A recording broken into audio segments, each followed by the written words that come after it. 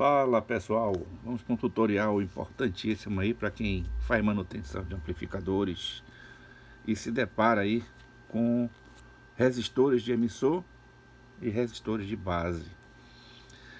E normalmente o pessoal não sabe calcular isso, e às vezes alguns fabricantes eles retiram esses componentes da montagem para reduzir custos, e com isso criar um ponto de fadiga e dar defeito, né? Só que normalmente esse defeito ele é presumido, ele tem um tempo de uso do aparelho. Normalmente ele só dá esse problema quando a garantia termina. Então, gente, às vezes nós pegamos amplificadores aí que, pelo amor de Deus, é complicado você comprar um aparelho, paga caro. Tudo bem que a maioria do valor é imposto, mas cada vez mais os fabricantes de amplificadores estão baixando custos. Tanto é que está um amplificador classe D chegando. Você compra vários amplificadores que antes eram classe AB, estão vindo agora com amplificador classe D, porque justamente o custo reduz e muito. Compensação, a manutenção se torna cada vez mais difícil. Então é por isso que muitos fabricantes estão deixando cada vez mais o seu produto de baixa qualidade. Então vamos lá, voltar aqui ao nosso tema. Então, gente, nós temos normalmente essa configuração aqui, que é bastante encontrado em amplificadores, principalmente os mais antigos, onde você tem um resistor na base do transistor de potência e o resistor de emissor. E normalmente o pessoal pergunta por que serve esses dois resistores e qual a função de cada um. Então vamos lá nessa pequena videoaula. Essa aqui vai ser uma videoaula que eu estou fazendo para os alunos. Ela é um pouco mais extensa, que vou explicar os cálculos de como é feito para os alunos, mas vocês assistindo essa videoaula vão ter noção de como fazer também. É uma coisa bastante simples de ser feita, mas a gente precisa entender para que servem esses resistores, a fim de que você possa ter uma identidade melhor na sua função do amplificador. Então vamos lá para o resistor de emissor. Esses resistores de maior potência, eles variam entre 5 e 10 watts de potência, 10 watts, desculpe gente. E para que é que ele serve? Normalmente ligado nos emissores dos transistores, normalmente aí vários transistores de emissor, tanto o lado positivo como o lado negativo. Então para que serve esse resistor? Esse resistor, gente, ele faz uma linearização da corrente que circula nesse sentido aqui, tá? E no lado positivo e no lado negativo o contrário. Vou mostrar isso no desenho que tem aqui e vou mostrar para vocês.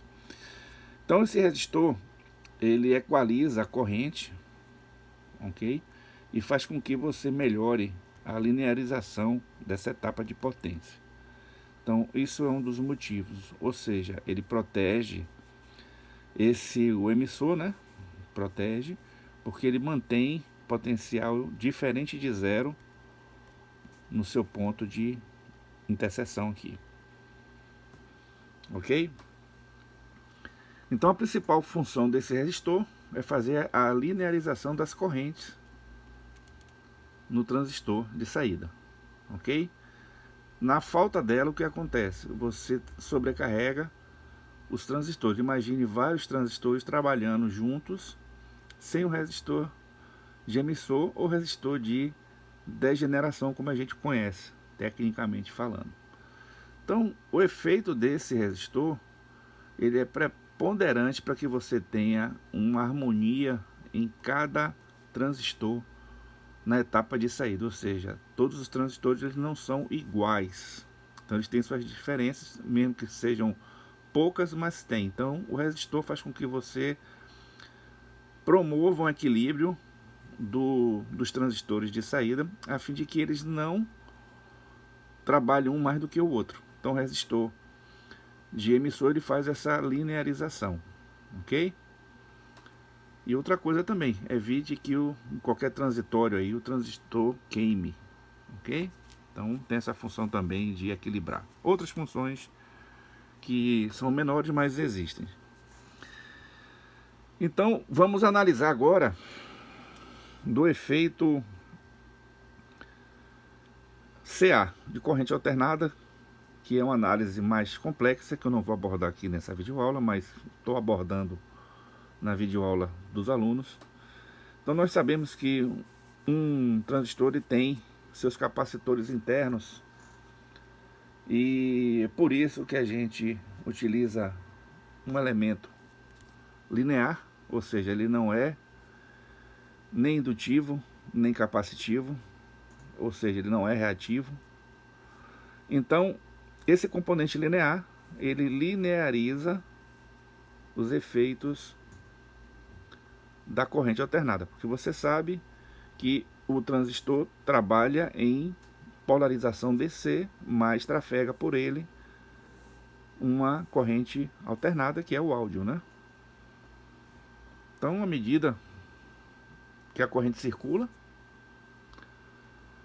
o resistor também tem uma certa corrente. Então, por isso que a gente tem que calcular o resistor corretamente, a fim de você não colocar um resistor muito grande, nem um resistor muito pequeno, que vai deixar o sistema ineficaz. Outra forma que a gente utiliza esse resistor de emissor, gente, é no par diferencial. Então, aqueles que normalmente veem algum tipo de problema no amplificador, que não está de saída nem no amplificador de tensão, vocês correm lá para o par diferencial, que com certeza tem algum problema lá de linearidade. Então os resistores de emissor, eles normalmente são instalados para linearizar mais essa etapa do amplificador. Ok, gente? Então vamos lá para o desenho que eu falei. Um desenho simples, tá, gente? Mas que vai ajudar vocês bastante.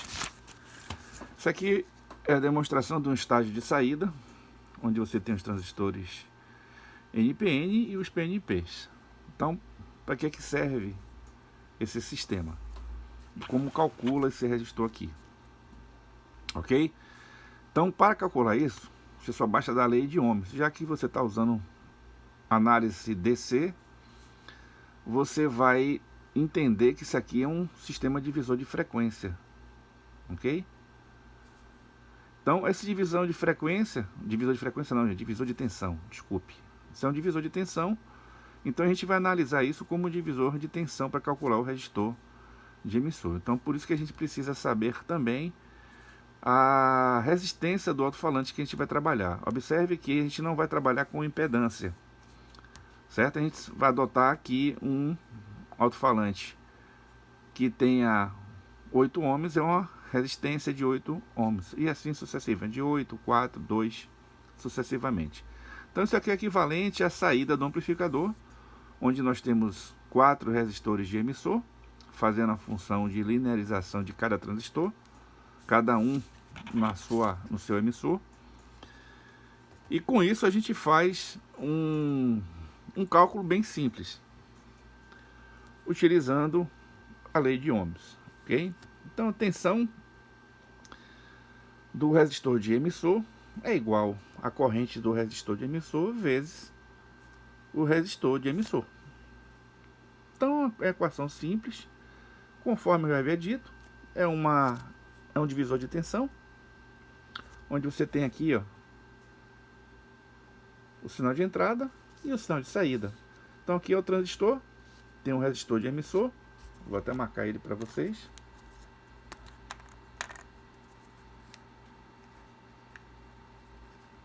E tem um resistor do falante, RF, botei aí para vocês entenderem. Então nós temos aqui o resistor de emissor e temos o resistor de RF. Então o cálculo é utilizando a lei de Ohms, é fácil, divisor de tensão, para você saber calcular corretamente, você precisa ver a corrente que circula em cada par. Ok? Isso é muito fácil. Você pega a potência do amplificador, que você veja a tensão do amplificador e vê a corrente que consome o amplificador. Observe que não é a potência de saída do amplificador, é a potência de consumo do amplificador, tá, gente? É análise DC. A análise AC é completamente diferente disso aqui. A gente vai utilizar, inclusive, para os alunos do curso de manutenção de amplificadores, a análise AC, para vocês observarem o comportamento também. E por que não utilizar os resistores indutivos, ok? Então, em modo AC, a gente tem já as divergências dos resistores de emissor. Então, a gente está olhando aqui como resistores resistivos, sem fator de potência, para a base e para os emissores. Então, para calcular, é só usar essa fórmula. Para quem não sabe, estude a lei de Ohms, que é fácil. A corrente do resistor de emissor é calculada dessa forma também, né? IE é igual a VE dividido por R. Então, basta só vocês pegarem os números, né? As variáveis no seu amplificador. Cada um pega as suas variáveis do seu amplificador. No curso, eu faço uma questão prática para os alunos aprenderem a calcular. Então é bem tranquilo no curso vocês aprenderem, para quem não sabe. E falta agora nosso resistor de base. Então muitas pessoas não utilizam resistores de base. É correto? É falso isso? Então, qual a verdadeira função do resistor de base? Normalmente tem a mesma função do resistor de emissor, só que vai trabalhar com pequenos sinais. Então é por isso que muitas pessoas suprimem, mas a sua instalação ela é viável porque ela controla a corrente de disparo, né, de polarização de cada transistor.